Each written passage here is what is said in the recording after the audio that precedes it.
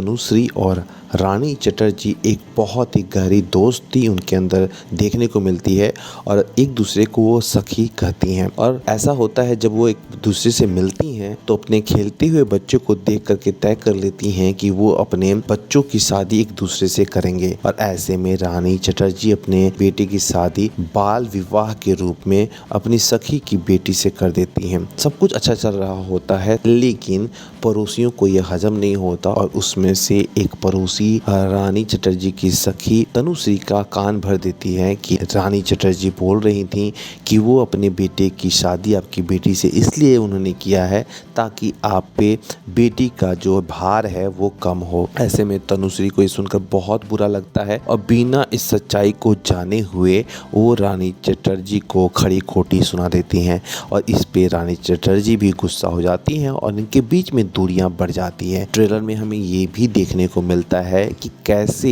छोटी छोटी बातों को लेकर अगर हम अपने दिल में बैठा लेते हैं तो रिश्तों के बीच जो है दूरियां बढ़ती जाती है। दोनों सखी के बीच में जो दूरियां पैदा हुई हैं उसका फायदा लोग जरूर लेते हैं। ऐसे में तनुश्री गुस्से में अपनी बेटी को वहां से जो अपने सखी के यहाँ ब्याही हैं उस रिश्ते को तोड़ करके अपनी बेटी को लेकर के आ रही होती हैं। तभी तनुश्री एक हादसे का शिकार हो जाती हैं और ऐसे में फिल्म में इमोशनल एंगल हमें देखने को मिलता है। ट्रेलर में हमें ये भी देखने को मिलता है कि जो रानी चटर्जी का लड़का होता है वो बचपन में अपनी जो पत्नी को ढूंढते हैं और जब रानी चटर्जी बोलती हैं कि वो तुम्हारी प्राण प्रिय अब कभी नहीं आएंगी तो वो उसके यहाँ पहुँच जाते हैं और अपने ससुर जी से बोलते हैं कि मेरी क्या गलती है, जब आप बोल रहे थे कि ये जो रिश्ता है जन्म जन्म का है तो आप इसको क्यों तोड़ रहे हैं। तो ऐसे में जो तनुश्री के हस्बैंड हैं वो इमोशनल हो जाते हैं